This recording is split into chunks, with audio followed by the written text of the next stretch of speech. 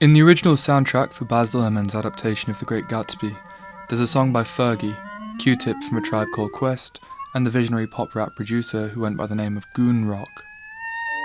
It's called A Little Party Never Hurt Nobody.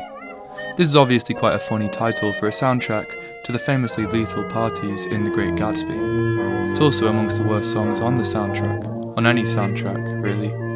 An unbearable retro-futurist pastiche. Count Basie, as played by LMFAO, the sort of twee, miserable electro-swing revival music that used to soundtrack TF2 Frag compilations. Q-Tip says, "At the party of the year, and my master plan is to make you realise I'm your man. Is he Gatsby? Fergie is not sure." The song failed to chart almost anywhere, but meant #1 on the Bubbling Under chart in Wallonia, the southern French-speaking district of Belgium populated by the Walloons. The Walloons loved it. Is that because the Walloons are suffused with a kind of melancholy that we can't access? Do the Walloons love a song aware of its own contradictions? No. The Walloons know nothing of their contradictions.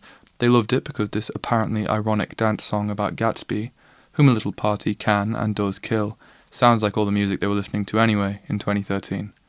This apparently ironic dance song about Gatsby serves perfectly as a normal dance song. That's the paradox of irony that makes Gatsby such an interesting novel, even after it's been talked to death so many times. It's a novel which is always plausibly working against itself, saying its own opposite. "Wealth is hollow and you cannot make yourself up," says the imaginary millionaire with a beautiful soul, over champagne in the grounds of his Long Island palazzo. How can this book, which is so often read in a self-annihilatory, post-ironic way, without even thinking about it, even work? In an earlier draft, I tried to get a bit of history of philosophy going on, and explain it with recourse to Russell's paradox, the paradox of unrestricted comprehension applied to language. Ironically, my comprehension of Russell is subject to enormous restrictions, and as a tool, I ought to be comprehensively restricted from talking about analytic philosophy altogether. Really, it's a lot more straightforward. I was trying to be clever. It's the liar's paradox. That the novel about the fallacy of the symbolic life could be written in such symbolic style invites that liar's paradox, the man who says all Cretans are liars and he himself is from Crete. It's constantly undermining itself because it works in this symbolic mode that it's attacking.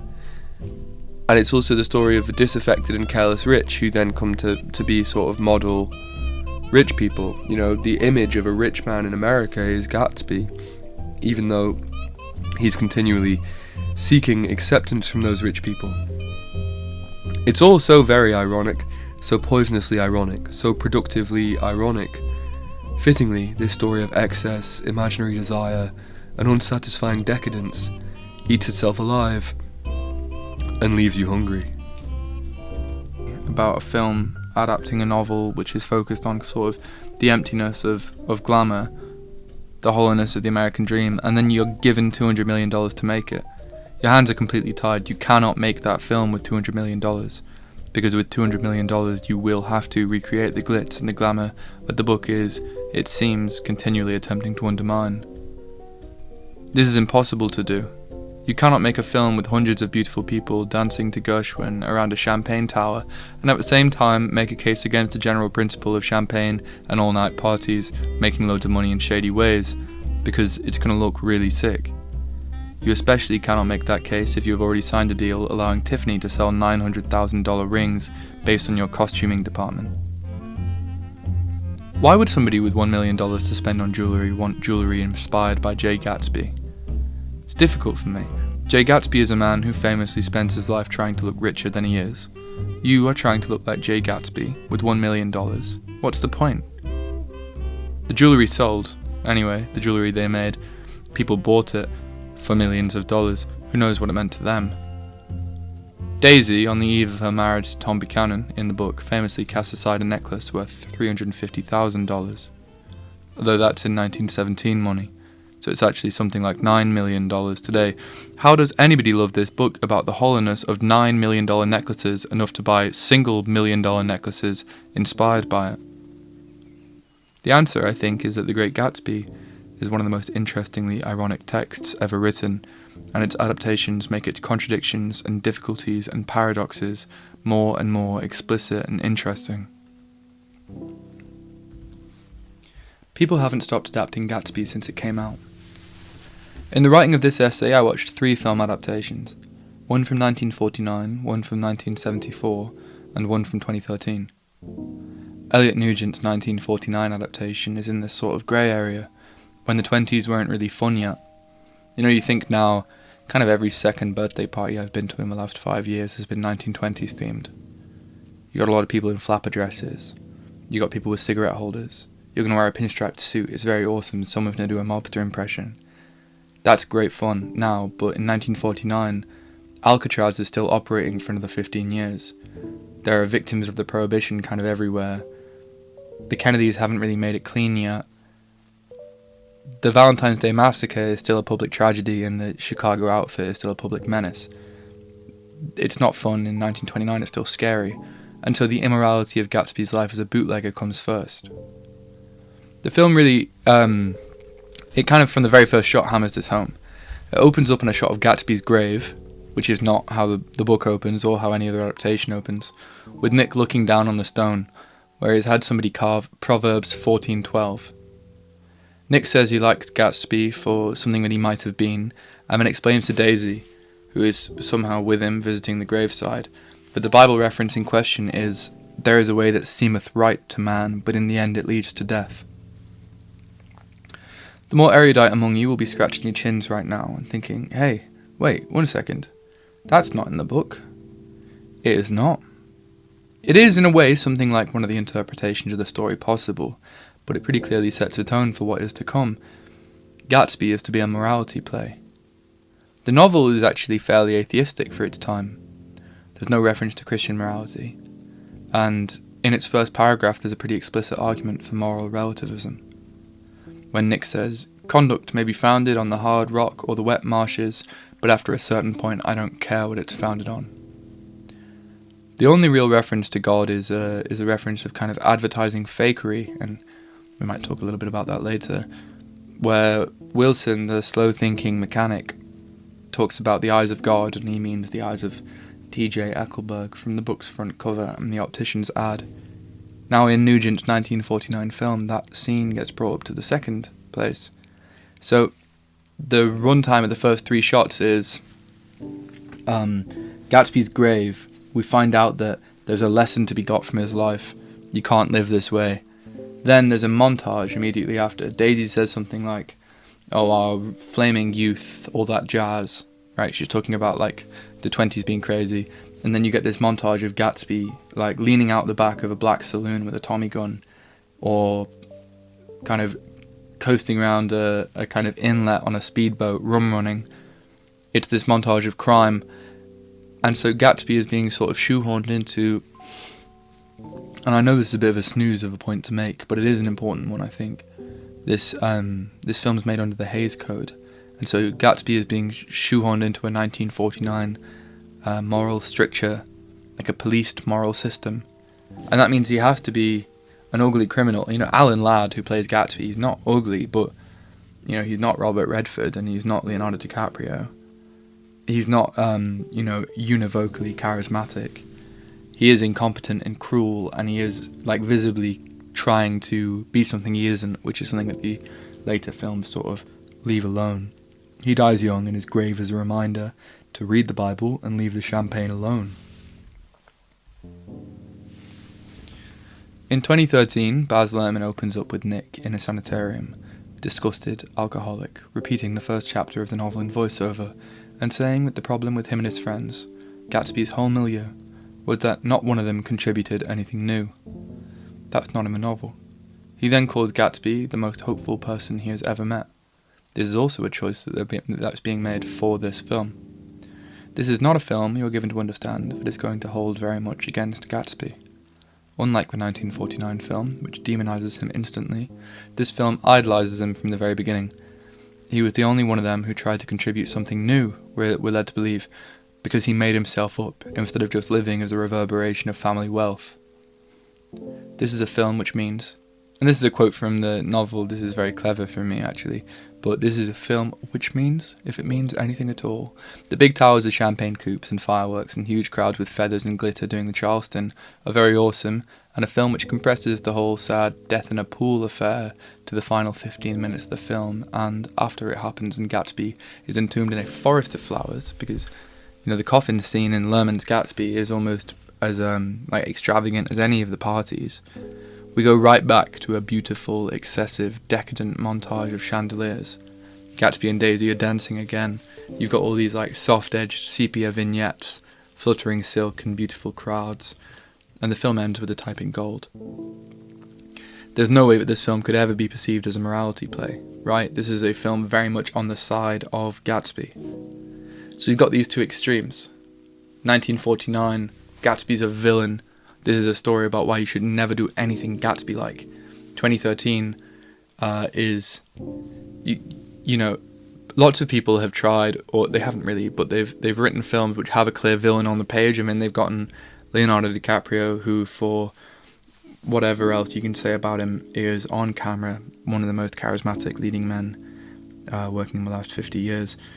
You make a film, you write a villain, you get Leonardo DiCaprio in to play him, you end up with a film which is morally ambiguous because he's too charming.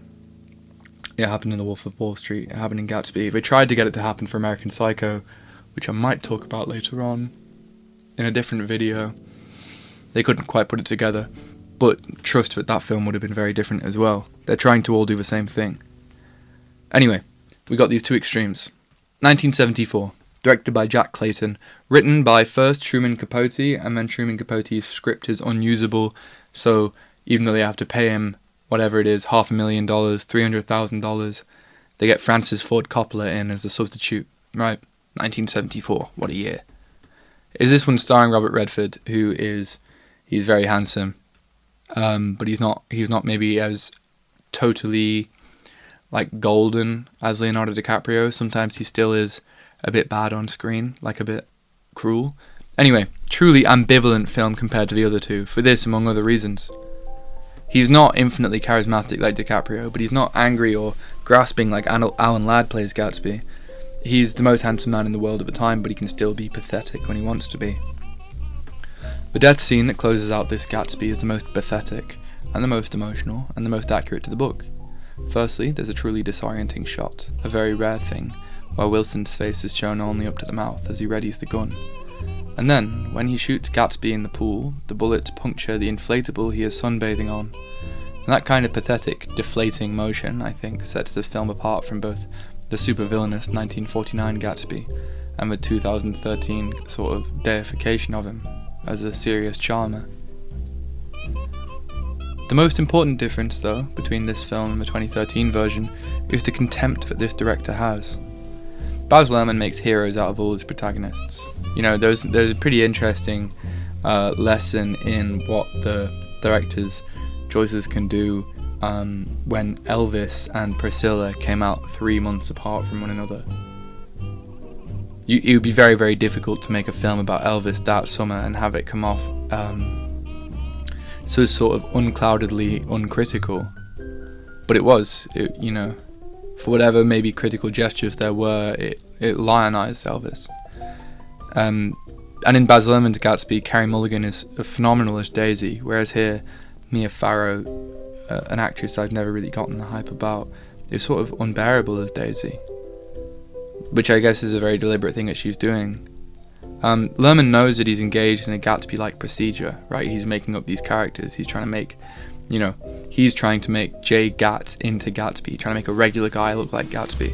Whereas Clayton is pretty happy to hang Gatsby out to dry, to make a mockery, to let the camera see the seams and the flaws that the prose and the unreliable narrator Nick makes in the novel couldn't. In this way, though it is the truest to life and the least melodramatic, it may be the most ironic. It is a cinematic attempt to puncture the literary dream. That the film was made because a Hollywood producer wanted to impress his actress wife, who he wanted to cast as Daisy, because it was her favourite book, bring something extraordinarily, if you'll allow me to say so, ironic to proceedings. Irony is when you say something you don't mean it. It's also when you say something and it's too perfect. These two things seem, at first pass, to be opposite to one another. Irony is Romeo committing suicide when the audience knows Juliet is only sleeping, and yet if I put on a version of Romeo and Juliet where that didn't happen, it would also be ironic, because at this point the audience knows what is supposed to happen to Romeo at the end of the play. It would be ironic for Romeo to be indifferent to Juliet's body, it would be ironic for him to care deeply, but to say he didn't, and it would be ironic for him to die in some other way, perhaps in a knife fight in Act 2, and for the play to still be called that after Juliet thinks, you know what, this Paris guy isn't so bad. As a very brief side note, I taught a class last week where 2 Year 9 girls had misread the play so violently that they thought that Romeo and Juliet fled Verona to get married in Paris. I thought that was lovely, and I wanted to share, that's all.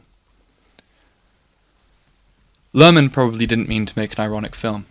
Fitzgerald definitely didn't mean to write an ironic book. He actually liked the first adaptation, his friend John O'Hara says, and that film from 1926, the year after the novel came out, is actually lost. But we still have its trailer, and it looks like a pretty awesome movie. The trailer shows women in bathing suits chasing Gatsby up the spiral stair of his papier-mâché silent film castle, and it ends with a still of the phrase, "Come and see it all, the entertainment thrill of your life. The Great Gatsby is great." This last line is the funniest to me. The Great Gatsby is often understood to be a bit ironic as a title, because after all he's a charlatan and he's not great at all and so on like this, and he dies in a pool. But here, 1 year after it is published, with the explicit approval of Fitzgerald himself, who apparently loved the film, there's a movie saying, "This is awesome, he is great, we love Gatsby." Making a blockbuster adaptation of Gatsby is inherently ironic. Gatsby is a man who makes a blockbuster performance out of his actual life. The Great Gatsby is an ironic title to an ironic novel with an ironic central conceit. People are constantly trying to be things other than they are. If you try and make the film be something else, it turtles all the way down. A lot of people say online conversation is too ironic, irony poisoned, whatever, this sort of thing. The fact is, conversation in general is mostly ironic, and this isn't new, it is in fact very, very old. Once you set that tone as standard in a given setting, say, in a novel about the lives of the wealthy, or a comment thread, or an image board or a social media platform, everything becomes at least conscious of its own tendency to irony, in which light all sincerity is cannibalized. There is a funny thing going on there. If anybody is being sincere against a background of irony, then all sincerity is necessarily ironic. The paradox Bertrand Russell, so it is not ironic, therefore it is sincere, so it is ironic, so it's not, so it is, whatever. There's a semi-canonical essay which, in its utmost distillation, gets a bit of airtime online on this subject. David, friend of the show, Foster Wallace's E Unibus Pluram. It's a fine essay, it's given rise to some of the stupidest posturing you can find online, and its subtle point is buried, often in nonsense. Every few years, people who have never read anything more than 50 years old start saying that people used to tell the truth, and then culture fractured, and we can't be serious anymore. Like sincerity is some kind of lost currency, that there used to be like noble savages who only spoke in true statements, until sometime in the 1940s when we all decided to start lying. There are people talking crazy nonsense. What David Foster Wallace is actually saying is explicitly that television, which, as a medium, had reached total saturation in American popular culture when he was writing, with people spending an average of 6 hours a day watching, had a tendency to be about itself, or about nothing, and to be a bit glib and parodic. He attributes this in part to the medium itself. I think this is dead on, and that anybody who has ever tried to make a film with a small budget and limited skill knows that being ironic, being parodic, is an awful lot easier than being serious and being taken seriously. Because low production value makes laughing easier and crying impossible. And so television, which isn't really, which kind of sneaks into pole position as the cultural producer, brings with it its kind of critical lens. TV isn't supposed to, it's not designed to be the forefront of a culture, it's designed to be sort of cheaper to make than film, and yet then it becomes the thing that people spend the most time doing, watching TV, and therefore this sort of ironic, parodic sort of commentary, this referential form makes culture itself a lot more referential. But in light of this, cinema, and especially cinema that takes itself very seriously, like melodramatic, spectacular cinema, like Baz Luhrmann's Gatsby, is sort of precisely the sort of sincere, non-smug, full-on feeling that David Foster Wallace describes as opposite to TV. And yet, Luhrmann's Gatsby, in its sincerity, is the most ironic of the cinema adaptations to date. I know this is true because none of the rest of them have a song called A Little Party Never Killed Nobody, or indeed any song by goon rock at all.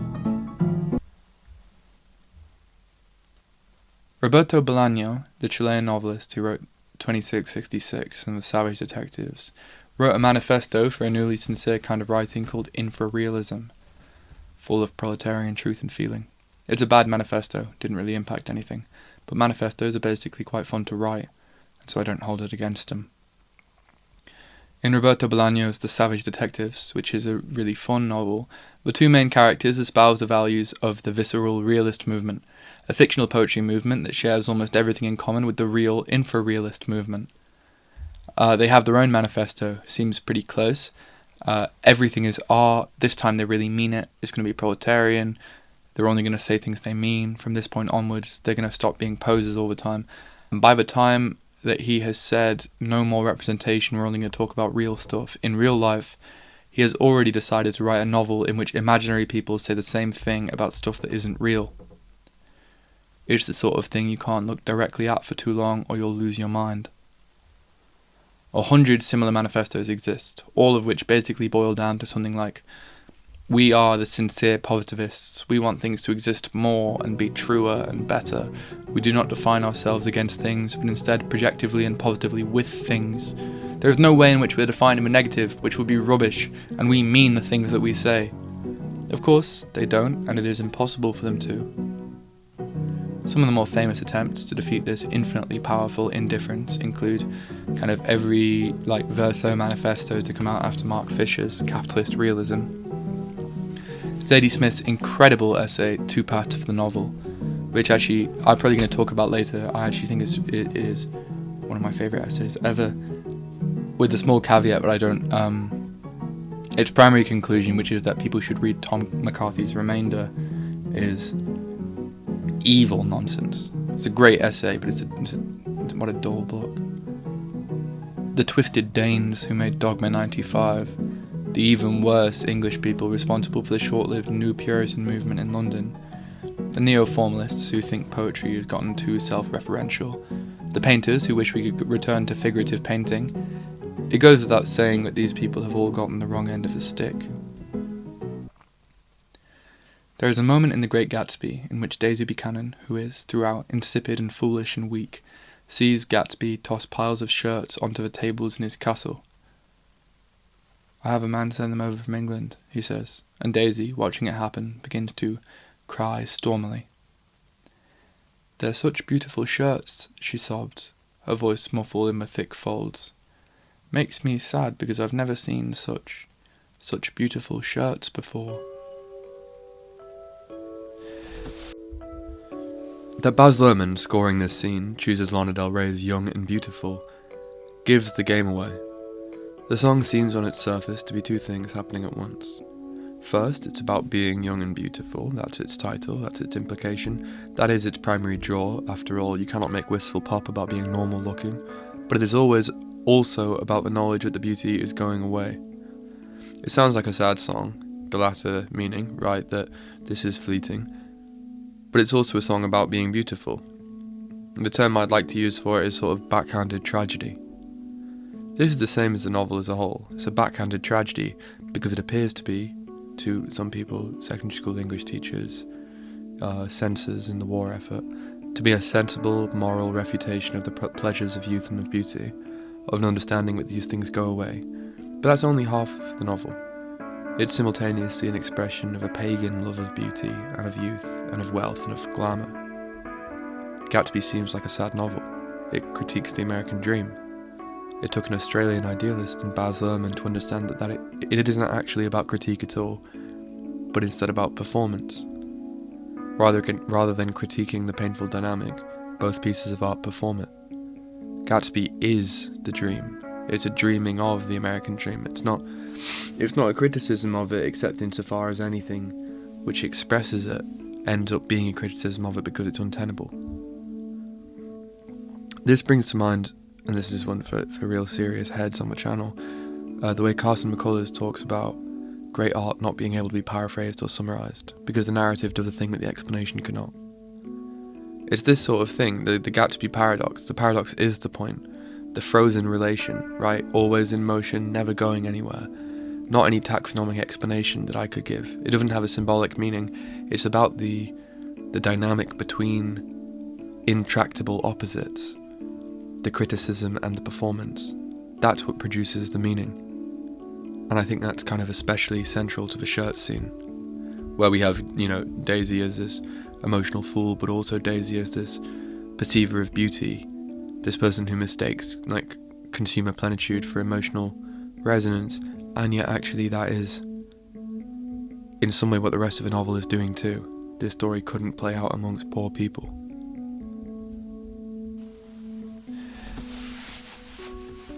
Immediately after this exchange, Gatsby mentions the green light he loves, and then recoils from his own thought. Fitzgerald lets us in his head, tells us his count of enchanted objects had diminished by 1. Beautiful sentence, clever stuff. They're about 3 lines apart. Doesn't take a detective to figure out what Gatsby might be telling us about the fetish value of commodities.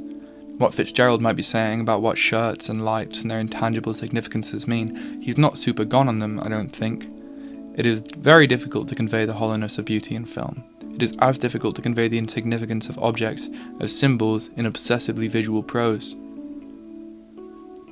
If you get any kind of feeling when you watch Daisy cry about the shirts, that conflict with you thinking, yeah, really beautiful shirts could make you cry, then you are not an ideal cinema goer. The ideal cinema goer for a big budget, beautiful film is somebody that can be made to cry by beautiful shirts, who doesn't think that that's stupid. And the idea that Gatsby is able to say, oh, the green light is no longer symbolic to me. If the objects that are around him are no longer symbolic, then that's the end of the movie. It's the end of a novel. You need objects to be symbolic, or you're not telling a story, you're doing nonsense microhistory. The enchantment of the green light is gone, doesn't have any symbolic weight for Gatsby anymore. This means it is symbolic of the initial presence and later destruction of Gatsby's faith in symbols. You cannot escape the symbolic order responsible for fiction. Novels are an explicitly symbolic form.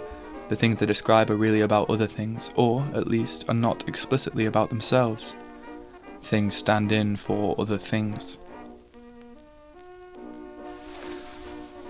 Irony online is sometimes associated with the right. Certainly it's associated with reactionary elements across the right and the left. This is tautological. It is impossible to be ironic without being reactionary, because nothing done for the first time is ironic.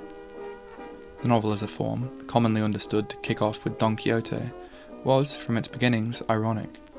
This is a feature of novels we have spent 500 years trying to smother to death. It means that the novel is always reaching towards some kind of empty beginning. If the first one is ironic, what are we reacting to? We're cross about nothing, we have nothing to say. It is the story of a man, Quixote, who has read a story and thinks he can do it too, and he can't, and he makes a fool of himself, and eventually makes a hero of himself for making a fool of himself. That's pretty ironic, right? That we would write a story about that when you write a story, that's what you're doing. Whatever, you've probably heard this before, but the petulant strain that I find in Quixote, and definitely I'm going to talk about that in some length in the future, and thinking about talking about Quixote and Confederacy of Dunces at some point pretty soon. But that kind of petulance is totally unkillable. It undermines every attempt to tell people how you really feel in the novel. For more evidence on that, go back to that Zadie Smith essay as well, 2 parts for the novel. She absolutely devastates a series of lyrical realist novels which attempt to sidestep the problem. Netherland is the name of the book, I think. If you want to, and I know that you do want to, conceptualise novels as essentially in dialogue with all the novels that influenced them, simultaneously proud of and ashamed of their indebtedness to their predecessors. Shouts out to Bloomster Harold, shouts out to Tommy Elliot, shouts out to Bakhtin, Christopher, and of course to my main man Northrop Frye, then you can't very well have any sort of problem with your main character basing himself on things he's read in books and hope to make it land. Because you're writing books, that's what you're doing. You're basing your main character on things you read in books. You cannot get cross, really, when Quixote tries to make himself like Amadis of Gaul and is pretending, because you, and this is addressed expressly to you, Cervantes, you are pretending also, you dead Spaniard, and you're pretending because of Amadis of Gaul, and whatever about Pierre Menard. It always comes back to Pierre Menard, and I don't care about him. There was a series of advertisements rolled out across London in the last 2 years for the West End musical adaptation of The Great Gatsby. The tagline that dominated the posters was, "The biggest party in town." This is, of course, what Gatsby said. Don't miss the party. Gatsby said this as well. Gatsby's beloved kills a woman in the road and her husband perpetrates a murder-suicide against Gatsby. Don't miss the party. Nobody goes to Gatsby's funeral even after thousands go to his lavish parties. The biggest party in town. A crowd preaching delight. It's a murder-suicide story about a loveless marriage outlasting everything that people actually want. I think it is also very important to note that from its inception, the advertising for Gatsby, as for most narrative properties, is identical to its content.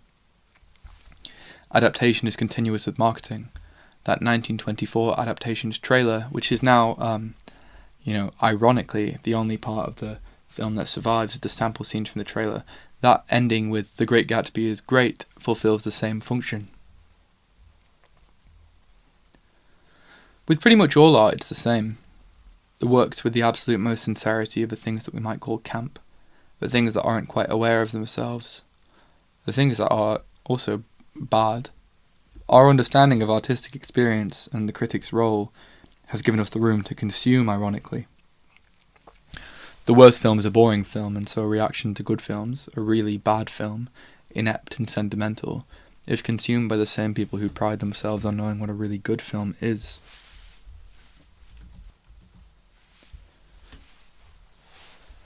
When Freud talks about irony, he calls it a tool for exposing contradictions. I'd go so far as to say that it is coextensive with contradictions, but things can be ironic without somebody even saying so. Therefore, to be sincere in an ironic field is fighting fire with fire. An ironic statement to me always, because outside of very specific Little House on the Prairie style scenarios, the ordinary result of fighting fire with fire is an increase of fire. A nicely written book can never be against its own main character, because the aperture into the thoughts of a character can do nothing but endear them to their readership. Once your text makes an argument, it becomes totally ambivalent. Right, it could mean its opposite. If you do it badly, it could work towards its opposite. That's obviously why, no other reason, that's why I've avoided making a central thesis statement this whole time, and instead I've simply listed examples of a thing that I'm talking about, and implied that there might be some kind of solution which you can make up for yourself or pick or whatever. You especially can't write a novel about people being made up and dishonest or inauthentic or performative, because that's how novels work. They're about made up people and are explicitly inauthentic and artificial and wear on their sleeve their inauthenticity. In actual fact, the best early novels can maintain a sort of "I can't believe I'm fooling you with this" sensibility throughout. Even the kind of pre-novel forms, right? How much of a Decameron is about people being tricked and fooled by make-believe artifice? How much of the Canterbury Tales is the same? How much of, like, Ovid, it's Horace who says that all art is artifice, right? It's a pretty strong through line. It's only really after centuries of stylistic calcification and sleepy, placid readership that people start expecting authenticity from their novels at all. With Gatsby, it's impossible. The book is impossible to take seriously at a level of both style and content, because they are at total loggerheads. The content is anti-symbolic, anti-metaphorical, totally materialist, and the style is a constant battery of metaphors and similes and lush, beautiful symbols. When it comes to the film, the style is even more important than the book. There is less variation in the style of films than there is of books. For example, all films are in the third person and so on. Most stylistic choices are actually made by the committee responsible for selling the film. And a film as big and expensive as Gatsby always has to be beautiful, which is difficult if you want to tell a story about the shallow ugliness of wealth and the emptiness of appearances. Here's a great line from the book to wrap things up. It even starts with the phrase, "the truth," and, get this, it isn't true. That's fun, isn't it? The truth was that J. Gatsby of West Egg, Long Island, sprang from his Platonic conception of himself. He was a son of God, a phrase which, if it means anything, means just that, and he must be about his father's business, the service of a vast, vulgar, and meretricious beauty. I think that's a good place to leave it. It's a good place to leave an essay which, if it means anything, is intended in service to a few films which, if they mean anything, are attempts to render a novel which, if it means anything, is in service of a vast, vulgar, and meretricious beauty which, if it means anything, could mean anything at all.